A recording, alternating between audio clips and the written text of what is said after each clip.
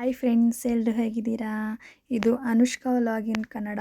ನಾನು ನಿಮ್ಮ ಮನು ಮಂಜುನಾಥ್. ಇವತ್ತು ಏನು ಮಾಡ್ತಾಯಿದ್ದೀನಿ ಅಂತ ನೋಡ್ತಾ ಇದ್ದೀರಾ? Pepper chicken.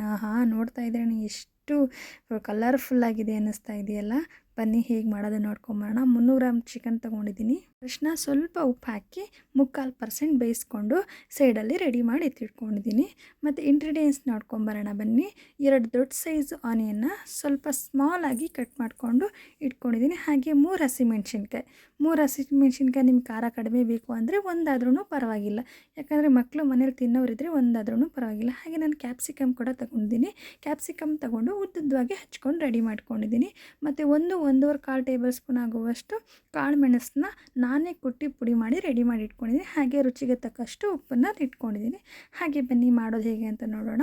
ಒಂದು ಪ್ಯಾನ್ ಇಟ್ಟು ಅದಕ್ಕೆ 2-2.5 ಸ್ಪೂನ್ ಆಗುವಷ್ಟು ಆಯಿಲ್ ಹಾಕಿದ್ದೀನಿ. ಆಯಿಲ್ ಹಾಕಿ ಸ್ವಲ್ಪ ಇವಾಗ ಏನು ಹಚ್ಚಿಟ್ಕೊಂಡಿದ್ವೋ ಆನಿಯನ್ ಹಾಕಿ ಸ್ವಲ್ಪ ಮಿಕ್ಸ್ ಕೊಡ್ತಿದ್ದೀನಿ. ಮಿಕ್ಸ್ ಅಂದರೆ ಅದು ಸ್ವಲ್ಪ ಬ್ರೌನ್ ಕಲರ್ ಆಗಬೇಕು, ಅಂದರೆ ಜಾಸ್ತಿ ಬ್ರೌನು ಬೇಡ, ಒಂದು ಮೀಡಿಯಮ್ ಸೈಜ್ ಬ್ರೌನ್ ಆಗಿ ಚೆನ್ನಾಗಿ ಮಿಕ್ಸ್ ಕೊಟ್ಕೊಳ್ಳಿ ಫ್ರೆಂಡ್ಸ್. ಚೆನ್ನಾಗಿ ಮಿಕ್ಸ್ ಕೊಟ್ಕೊಂಡಾದಮೇಲೆ ಅದು ಸ್ವಲ್ಪ ಕಲರ್ ಚೇಂಜ್ ಆದ ತಕ್ಷಣ ಅದೇನು ಕ್ಯಾಪ್ಸಿಕಮ್ ರೆಡಿ ಮಾಡ್ಕೊಂಡಿರ್ತೀವಿ ಅದನ್ನೆಲ್ಲ ಹಾಕ್ಕೊಂಡು ಅದನ್ನು ಹಾಗೆ ಮಿಕ್ಸ್ ಮಾಡ್ಕೊಳ್ಳಿ. ಇದೇನೆಂದರೆ ಇದು ಕ್ಯಾಪ್ಸಿಕಮ್ ಜಾಸ್ತಿ ಬೆನ್ನಬಾರ್ದು. ಜಾಸ್ತಿ ಬೇಯಿಸಿದಾಗ ಏನಾಗುತ್ತೆ ಅಂದರೆ ಅದಕ್ಕೆ ಕಲರ್ ಸ್ವಲ್ಪ ಚೇಂಜ್ ಆಗುತ್ತೆ ಅಷ್ಟೇ, ಅಂದರೆ ಅದು ಟೇಸ್ಟ್ ಜಾಸ್ತಿ ಸಿಗಲ್ಲ. ಹಾಗಾಗಿ ನಿಮಗೆ 3/4% ಬೆಂದ್ಕೊಂಡ್ರೂ ತುಂಬ ಚೆನ್ನಾಗಿರುತ್ತೆ. ಇಷ್ಟು ಬೆಂದರೆ ಸಾಕಾಗುತ್ತೆ. ಹಾಗೆ ಅದ್ರ ಜೊತೆಗೆ ಇವಾಗ ಹಸಿಮೆಣ್ಸಿನ್ಕಾಯಿ ಹಾಕ್ಕೊಳ್ಳೋಣ. ಹಸಿಮೆಣ್ಸಿನ್ಕಾಯಿ ಅಂದರೆ ಅದನ್ನು ಜಾಸ್ತಿ ಫ್ರೈ ಮಾಡ್ಕೊಳ್ಳೋದು ಬೇಡ, ಅದು ಲೈಟಾಗಿ, ಅಂದರೆ ಅದರ ಸ್ವಲ್ಪ ಎಣ್ಣೆಲೇ ಫ್ರೈ ಮಾಡಿದ್ರೆ ಸ್ವಲ್ಪ ಖಾರ ಕಡಿಮೆ ಆಗುತ್ತೆ. ಯಾಕಂದರೆ ನಾವು ಕ್ಯಾಪ್ಸಿಕಮ್ ಕೂಡ ಹಾಕಿದ್ದೀವಲ್ಲ, ಸೊ ಹಾಗಾಗಿ ಸ್ವಲ್ಪ ಖಾರ ಕಡಿಮೆ ಆಗುತ್ತೆ, ಮಕ್ಕಳಿಗೂ ಇಷ್ಟ ಆಗುತ್ತೆ, ಖಾರ ಕಡಿಮೆ ಇರುತ್ತೆ ಅಂತ ಅಷ್ಟೇ. ಹಾಗಾಗಿ ಇವಾಗ ಅದು ಏನು ಬೆಳ್ಳುಳ್ಳಿ ಏನು ಹಚ್ಚಿಟ್ಕೊಂಡಿದ್ವಿ ಸಿಪ್ಪೆ ತೆಗೆದು ಅದನ್ನು ಹಾಕ್ಕೊಳ್ಳೋಣ. ಹಾಗೆ ಜೊತೆಗೆ ಶುಂಠಿನೂ ಹಾಕ್ಕೊಳ್ಳೋಣ. ಅದಕ್ಕೆ ಸ್ವಲ್ಪ ಫ್ರೈ ಮಾಡ್ಕೊಳ್ಳೋಣ. ಅದನ್ನು ಹಾಗೆ ಜಾಸ್ತಿ ಫ್ರೈ ಅಂದ್ರೂ ಬೇಡ, ಸ್ವಲ್ಪ ಇದರಲ್ಲೇ ಸ್ವಲ್ಪ ಲೈಟ್ ಬ್ರೌನ್ ಕಲರ್ ಬರೋವರೆಗೂ ಹಾಗೆ ಫ್ರೈ ಮಾಡ್ಕೊಳ್ಳೋಣ. ಇದನ್ನೆಲ್ಲ ಹೇಗೆ ಮಾಡಬೇಕು ಅಂದರೆ ಫ್ರೆಂಡ್ಸ್, ಪ್ರತಿಯೊಂದು ಇಂಗ್ರೀಡಿಯೆಂಟ್ಸ್ನು ಲೋ ಫ್ಲೇಮಲ್ಲಿ ಇಟ್ಕೊಂಡೇ ಫ್ರೈ ಮಾಡ್ಕೋಬೇಕು. ಹಾಗಿದ್ರೇ ಚೆನ್ನಾಗಿರುತ್ತೆ. ಇಲ್ಲ ಅಂತಂದರೆ ಅಷ್ಟು ಟೇಸ್ಟು ಮತ್ತು ಎಲ್ಲ ಸೀದೋದಂಗೆ ಆಗುತ್ತೆ, ಅಷ್ಟು ಟೇಸ್ಟ್ ಬರೋಲ್ಲ. ಸೊ ಆದಷ್ಟು ನೀವು ಲೋ ಫ್ಲೇಮಲ್ಲೇ ಫ್ರೈ ಮಾಡ್ಕೊಳ್ಳಿ.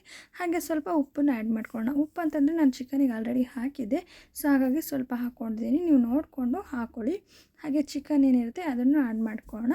ಅದನ್ನು ಚೆನ್ನಾಗಿ ಸ್ವಲ್ಪ ಫ್ರೈ ಮಾಡ್ಕೊಳ್ಳೋಣ, ತುಂಬ ಫ್ರೈ ಮಾಡ್ಕೊಳ್ಳೋಣ. ಹಾಗೆ ಲೋ ಫ್ಲೇಮಲ್ಲಿ ಇಟ್ಕೊಂಡು ನಾವು ತಿರುಗಿಸ್ತಾ ಫ್ರೈ ಮಾಡ್ತಿದ್ರೆ ಅದು ಇರುತ್ತೆ, ಅದು ಟೇಸ್ಟ್ ಬರುತ್ತೆ. ಇಲ್ಲ ಅಂತಂದರೆ ನೀವು ಹಾಗೇ ಫ್ರೈ ಮಾಡ್ತೀನಿ ಅಂತ ಹೋದರೆ ಅದೇನಾಗುತ್ತೆ ಅಂದರೆ ಸ್ವಲ್ಪ ಮೆತ್ಕೊಂಡಂಗೆ ಆಗುತ್ತೆ, ಮತ್ತು ಅದು ಟೇಸ್ಟ್ ಅಷ್ಟು ಚೆನ್ನಾಗಿ ಬರೋಲ್ಲ. ಸೊ ನೀವು ಹಾಗಾಗಿ ಹೀಗೆ ಫ್ರೈ ಮಾಡಿಕೊಂಡ್ರೆ ಟೇಸ್ಟ್ ತುಂಬ ಚೆನ್ನಾಗಿ ಬರುತ್ತೆ. ಗ್ಯಾಸ್ ಪಕ್ಕನೇ ನಿಂತ್ಕೊಂಡು ಹೀಗೆ ಲೋ ಫ್ಲೇಮಲ್ಲಿ ಸ್ವಲ್ಪ ಫ್ರೈ ಮಾಡ್ಕೊಳ್ಳೋಣ. ಹಾಗೆ ಒಂದು ಸ್ವಲ್ಪ ಹೊತ್ತು ಲಿಡ್ನ ಕ್ಲೋಸ್ ಮಾಡೋಣ. ಇವಾಗ ನೋಡಿ ಎಷ್ಟು ಚೆನ್ನಾಗಿ ಬೆಂದಿದೆ, ಸೂಪರಾಗಿ ಬೆಂದಿದೆ. ಹಾಗೆ ಇದನ್ನು ಒಂದು ಮಿಕ್ಸ್ ಕೊಟ್ಕೊಳ್ಳೋಣ. ಹಾಗೆ ಇದು ಕೊಟ್ಕೊಂಡಾದ ತಕ್ಷಣ 1-1.5 ಸ್ಪೂನ್ ಆಗುವಷ್ಟು ಸ್ವಲ್ಪ ಸೋಯಾ ಸಾಸ್ ಹಾಕೋಣ. ನಿಮಗೆ ಬೇಕು ಅಂದರೆ ಹಾಕ್ಕೊಳ್ಳಿ, ಮಕ್ಕಳೇನಾದರೂ ಅದು ಎಫೆಕ್ಟ್ ಆಗುತ್ತೆ ಬೇಡ ಅಂತಂದ್ರೂ ಪರವಾಗಿಲ್ಲ. ಸೊ ನನಗೆ ಸ್ವಲ್ಪ ಬೇಕು, ಹಾಗಾಗಿ ನಾನು ಸ್ವಲ್ಪ ಹಾಕ್ಕೊತಿದ್ದೀನಿ. ಸ್ವಲ್ಪ ಅಂದರೆ ಒಂದು ಅರ್ಧ ಸ್ಪೂನ್ ಆಗುವಷ್ಟು ಹಾಕ್ಕೊಂಡಿದ್ದೀನಿ. ನೀವು ಮನೇಲಿ ದೊಡ್ಡವರಿದ್ರೇ ಹಾಕ್ಕೊಳ್ಳಿ, ಏನು ಪ್ರಾಬ್ಲಮ್ ಆಗೋಲ್ಲ. ಹಾಕ್ಕೊಂಡು ಚೆನ್ನಾಗಿ ಮಿಕ್ಸ್ ಕೊಟ್ಕೊಳ್ಳೋಣ. ಹಾಗೆ ಚೆನ್ನಾಗಿ ಮಿಕ್ಸ್ ಕೊಟ್ಕೊಂಡಾದ್ಮೇಲೆ ಸ್ವಲ್ಪ ನೀರು, ಅಂದರೆ ಒಂದು ದೊಡ್ಡ ಲೋಟದಲ್ಲಿ ಅಥವಾ ಚಿಕ್ಕ ಲೋಟದಲ್ಲಿ 1/4 ಲೋಟ ಆಗುವಷ್ಟು ನೀರು ಹಾಕೋಣ. ಇಲ್ಲ ಸಣ್ಣ ಲೋಟದಲ್ಲಿ ಒಂದು ಅರ್ಧ ಲೋಟ ಆಗುವಷ್ಟು ನೀರು ಹಾಕೋಣ. ಯಾಕಂದರೆ ಇದು ಇವಾಗ ಇದನ್ನೆಲ್ಲ ಹಾಕಿದ್ದೀವಲ್ಲ, ಸ್ವಲ್ಪ ಇದೆಲ್ಲ ಅಬ್ಸರ್ವ್ ಮಾಡ್ಕೊಬೇಕು. ಸೊ ಹಾಗಾಗಿ ಇದನ್ನೆಲ್ಲ ನೀರು ಸ್ವಲ್ಪ ಹಾಕ್ಕೊಳ್ಳೇಬೇಕು. ಹಾಕ್ಕೊಂಡು ಸ್ವಲ್ಪ ಹಾಗೆ ಮಿಕ್ಸ್ ಮಾಡ್ಕೊಂಡು ಹಾಗೆ ಸ್ವಲ್ಪ ಬೇಯಿಸ್ಕೊಳ್ಳೋಣ. 1-2 ಸೆಕೆಂಡು ಬೇಯಿಸ್ಕೊಂಡಾದ್ಮೇಲೆ ನಾವೇನು ಮೆಣಸು ಕಾಳು ಪುಡಿ ಮಾಡಿ ರೆಡಿ ಮಾಡ್ಕೊಂಡಿದ್ದೀವಿ ಅದನ್ನು ಹಾಕ್ಕೊಂಡು ಒಂದು ಮಿಕ್ಸ್ ಕೊಟ್ಕೊಳ್ಳೋಣ. ಎಷ್ಟು ಚೆನ್ನಾಗಿರುತ್ತೆ ಅಂದರೆ ಫ್ರೆಂಡ್ಸ್, ತುಂಬಾ ಚೆನ್ನಾಗಿರುತ್ತೆ. ನಾನು ಹೇಗೆ ಹೇಳಿದ್ದೀನಿ ಹಾಗೆ ನೀಟಾಗಿ ಫಾಲೋ ಮಾಡ್ಕೊಂಬನ್ನಿ, ತುಂಬಾ ಚೆನ್ನಾಗಿರುತ್ತೆ.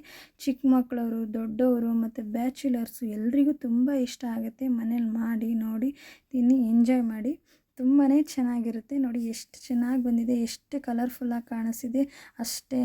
ಎಷ್ಟು ಸ್ಮೆಲ್, ನನಗೆ ಮಾಡ್ತಾಯಿದ್ರೇ ತುಂಬ ಇಷ್ಟ ಆಗ್ತಿತ್ತು. ಹಾಗೆ ಇಷ್ಟ ಆದರೆ ಲೈಕ್ ಮಾಡಿ, ಶೇರ್ ಮಾಡಿ, ಕಮೆಂಟ್ ಮಾಡಿ, ಸಬ್ಸ್ಕ್ರೈಬ್ ಮಾಡೋದು